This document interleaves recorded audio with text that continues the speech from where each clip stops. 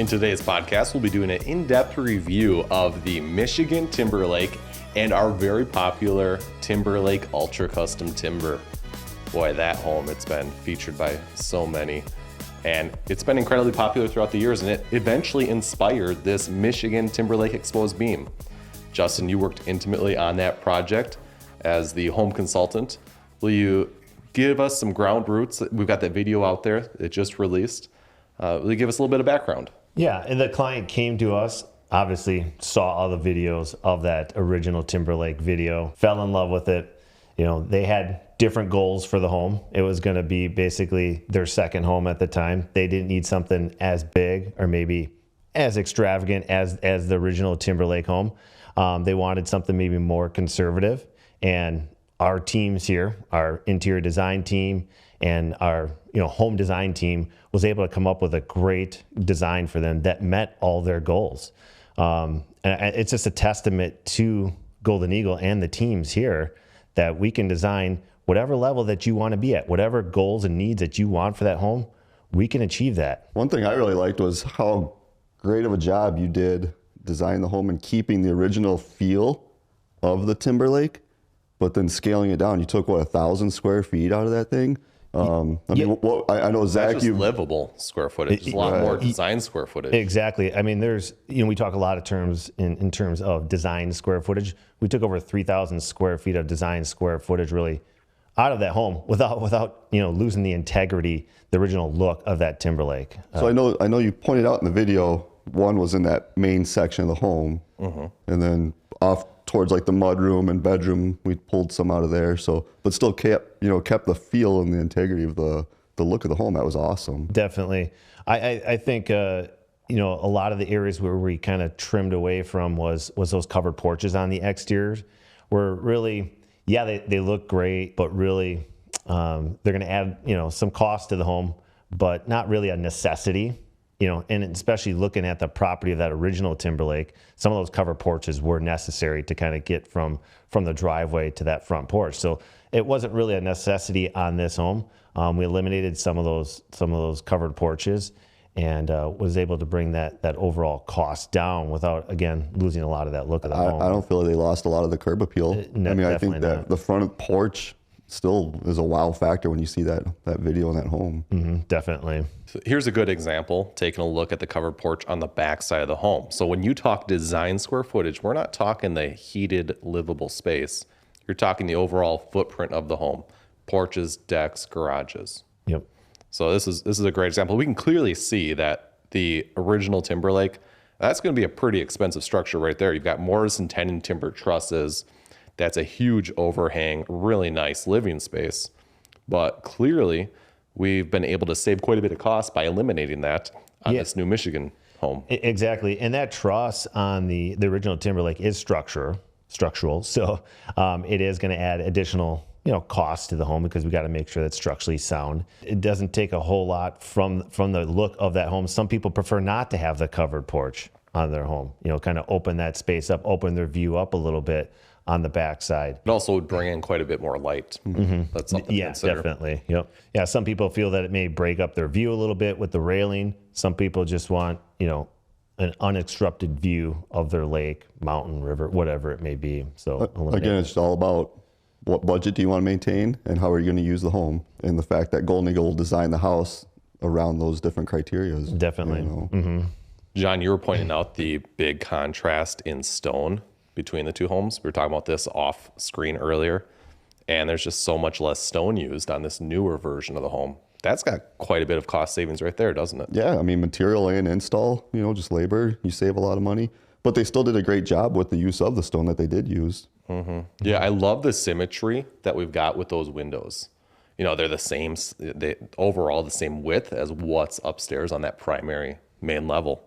So that brings a really good cohesion of the lower level and that upper level space. Definitely. Speaking of the windows, I like the Impervia slide casements. Yeah, wasn't that great? That was a nice feature. Yeah. Yeah, that was so slick. It was just whisper quiet as well, and a lot easier. It makes it kind of feel nothing against the crank. I've got the crank in my own home, too, and it works. It's awesome.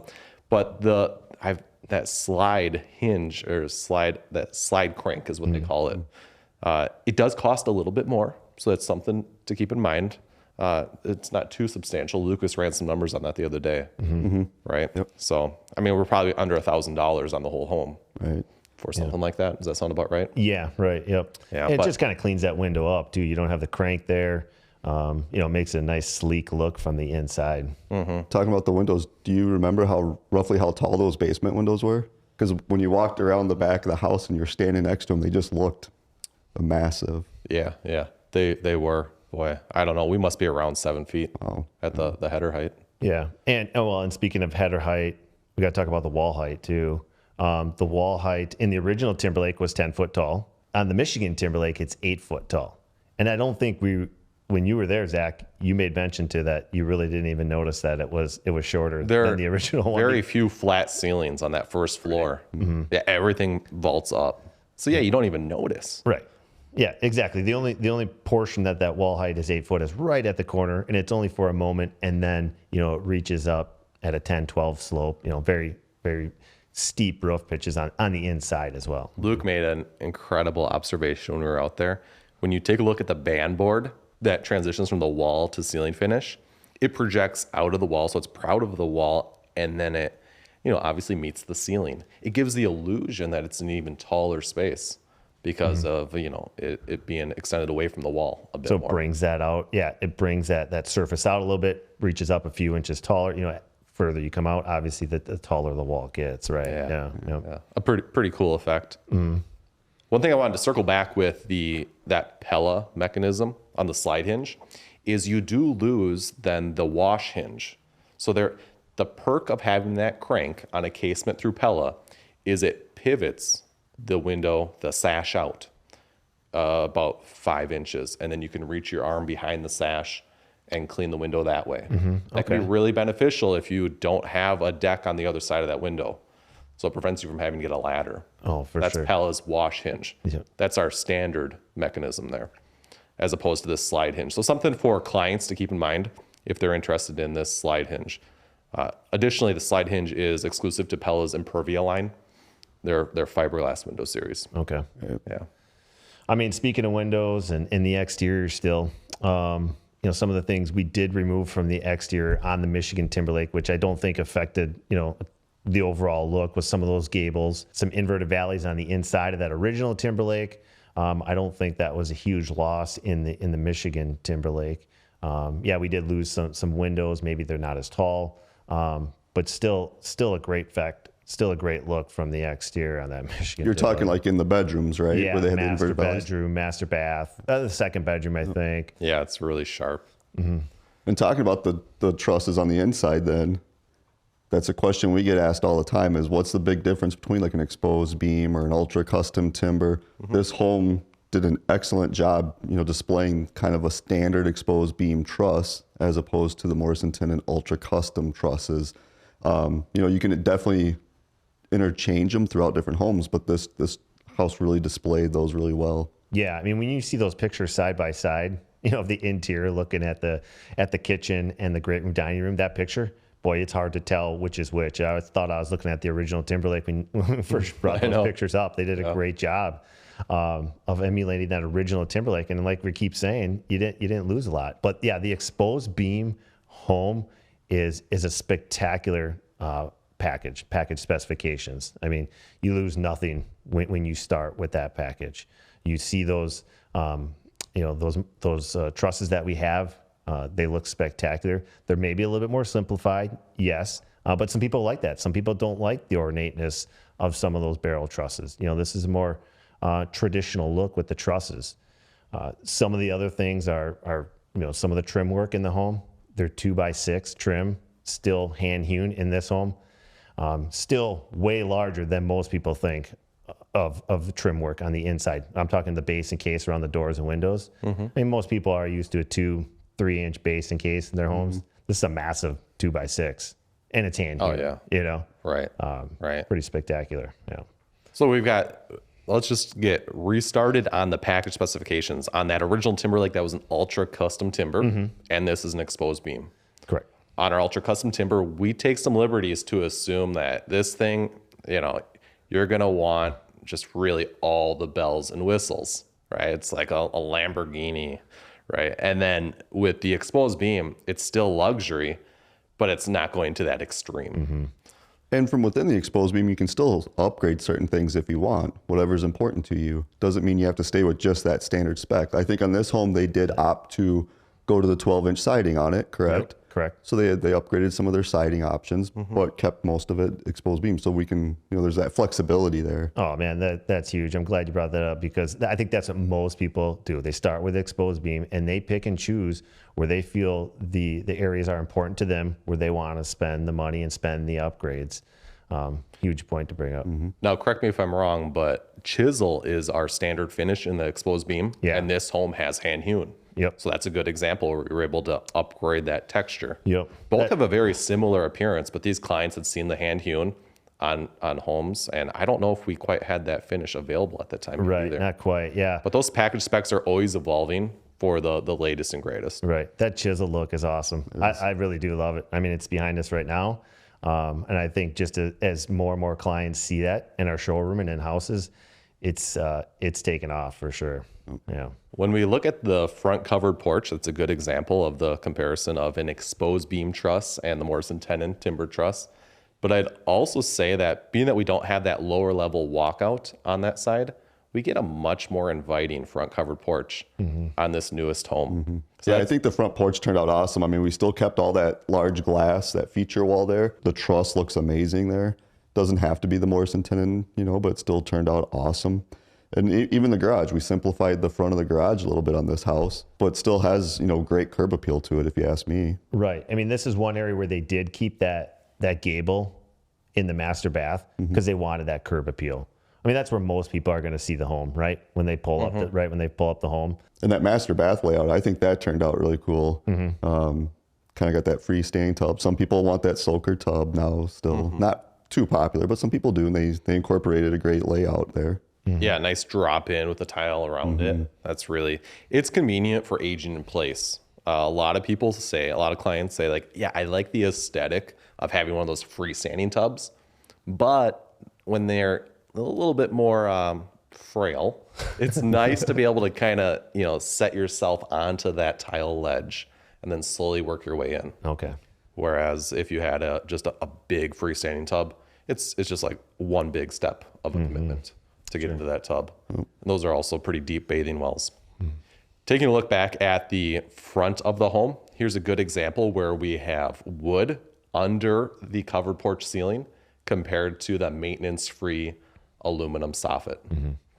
So the maintenance-free, of course, is very convenient, but you lose that pop, that contrast that you have with the wood, especially when you keep that lighter finish. Right. So just something to keep in mind. I know one area in the home that we did differ from the original Timberlake was the kitchen. Still a beautiful kitchen in that Michigan Timberlake home. We still have that large, expansive island. The cabinetry is still great. It's a classic look with that shaker style. We changed a lot of the depths on that cabinetry and the heights, added some crown molding. So it's still a very exciting, interesting kitchen. Certainly didn't lose anything. There's a lot of area to still prepare for food, and still, have enough seating there as well. Still had plenty of room for all the appliances that you're going to need in a modern day kitchen. Certainly didn't lose anything in that kitchen. That ultra custom timber home, the original Timberlake, had 2 islands, which is not very common, but certainly nice if you have the space to do it. But again, these people had different goals for the home, and the kitchen still turned out awesome. Yeah, to some degree, comparison is a thief of joy, because when you look at that original Timberlake, that is a kitchen where everyone in the industry, whether it's log homes, timber homes, brick homes, ordinary homes, they all know that kitchen. We go to these cabinet conferences, and they know Golden Eagle because of that original Timberlake kitchen. They've got those photos saved on their phones because clients send them that kitchen all the time. Is that right? Wow. Now that's where, if we're compared to that's just way up here. We're able to save significant cost on this new Michigan Timberlake home, and it's still an incredible kitchen with a lot of wow factor. So I think you hit on it. Like, fundamentally, we've got a lot of the same great elements. But yeah, you don't have that huge continent of an island. You don't have 2 huge islands. Right. And there are just like, there's beautiful raised panel with glazing applied to that original kitchen. And this is just a very consistent paint color. It's one of those things where when you're in the space, you certainly feel like it's appropriate for the scale of the home. Right. You know, it's when you've got these open concept living areas, you need a kitchen that pops just like those trusses above you and that grand feature wall.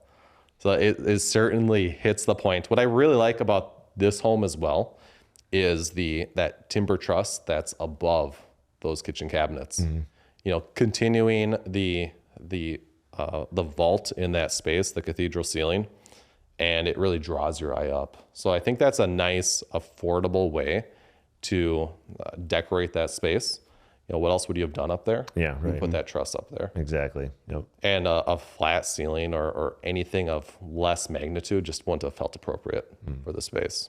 Yeah, and another thing this house did was they maintained the original Timberlake ceiling finish color, kept the tongue and groove going in that same direction to draw your eye up, just like you were talking about with that truss. Yeah, one thing about the ceiling TNG or tongue and groove in there, I remember we wanted to achieve no splices on there as well. So we made sure that we had the appropriate length of tongue and groove to make sure that tongue and groove went from the ceiling all the way to the ridge line, so it was seamless. Okay.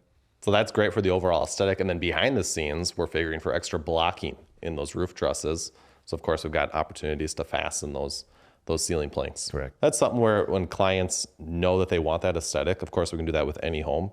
It's just something that we would want communicated ahead of time. That's the biggest thing. Yeah. Let us know what you like about this home, right? There's a lot of things happening in these pictures, a lot of great features in these homes. So just let us know. We incorporate a lot of these features that you see in the photos into your home. We just have to have that communicated properly. I think this is a good example of how when clients look at our videos and our photography online, they can simply reference certain homes and things that they liked about them, and we can carry those attributes through. Yeah. You don't always have to start from scratch.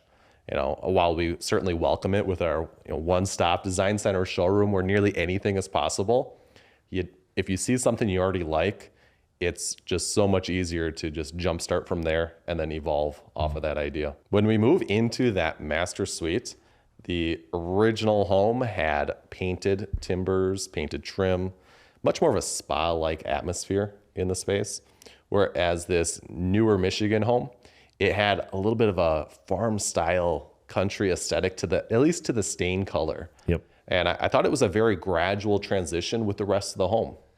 You know, it didn't feel like you were walking into an entirely separate space. So certainly it felt a bit more traditional and something that we more commonly see. Right.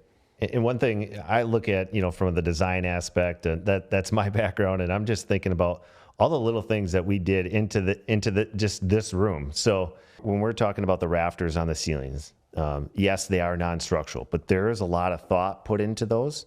Being that they're non-structural, you can place those where you want them. So you can place them where you feel they're aesthetically pleasing. What on-center spacing, if you want them to line up with a window or the mullion in a window, we can. Now, those were 8-inch rafters on there. So some of the things that we think about here in the background that most people would probably overlook. So 8-inch rafters in there. Well, that means now we have to go with a taller ridge beam and a taller ceiling band board. So that, because when that 8 inches is cut on an angle, obviously it's going to be taller than 8 inches. So we don't want that rafter to hang down below the ceiling band board or the ridge. So that's the little intricacies that I see when I look at this picture that most people aren't going to think about, and that we do here on a daily basis to make it sure that home comes out picture perfect. Boy, that's such a great example. Another thing too is that all these homes are custom designed for the land that they are being built on. Mm-hmm. These clients are on a peninsula.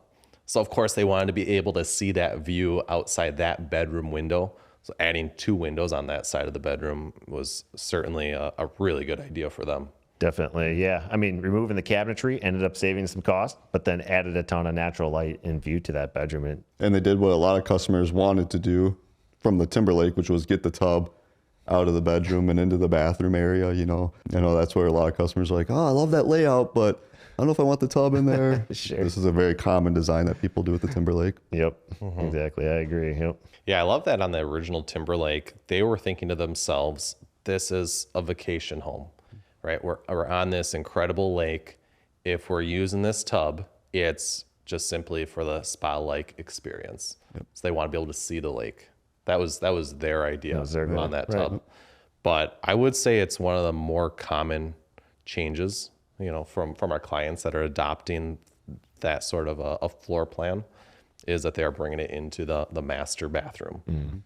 And I think, the execution of this was absolutely perfect. It's a great focal point. I love it when you walk into these bathrooms and you've got the vanities on each side, how there's such great symmetry.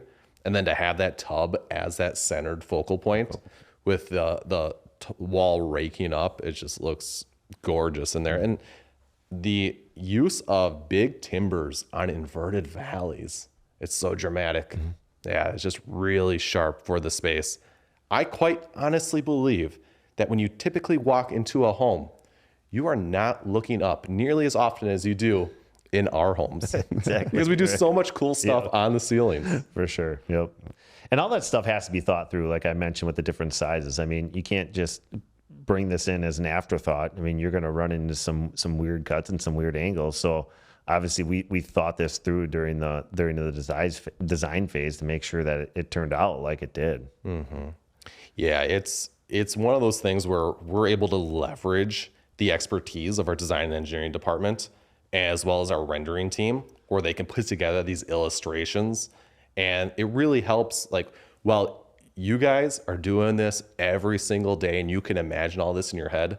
We can now depict that to clients and they can see how it's all going to come together. It's also really helpful for on-site construction. Oh, definitely. The contractor can see what's happening, what the intention was for the home, from the client. I mean, a lot of times that's our communication between us, the homeowner, and the builder, are those plans, and now those renderings are spectacular. We were just doing a design review the other day, and looking at the plans, like, boy, yeah, this probably needs another timber right here, or this timber needs to be extended here. So we can see those things before it's too late. Before the home is being built, we're catching those things even before you put a shovel in the ground. It's awesome.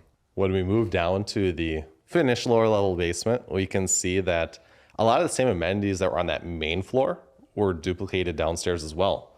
The whole idea of that is, that space, it could be an Airbnb, VRBO. It could be just extended stay for a family that's visiting for a long weekend.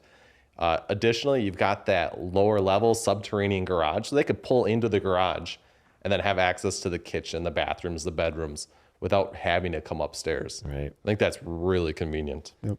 And they still maintained a ton of natural light down there with all those windows. I mean, that was impressive. Yeah, lighter wall finishes. They did the Timberlake ceiling down there, so that made that lower level feel a little bit more brighter and airier down there. I agree. A big game changer when comparing these two homes is that the original home had a feature wall on both sides. It had walkout access on both sides as well. That's a significant cost savings, not having that. Right. Yeah. And that's why, we're going to optimize the design of the home to the property. So that's why having the property first is going to be key. We're going to want to design it to fit that property. And yeah, we can adjust it need be. Like you see here, this home fit on a walkout on one side and also fit on a property that had a walkout on both sides. So, having a topographical survey, if you have a lot of change in elevation, is going to be key, and we'll be able to design that home to fit the property. That's a perfect point, Justin, just showing how almost basically the same footprint, the same house, kind of how much it changes just based on the land. Right. I like that they continued with the same materials that they had upstairs.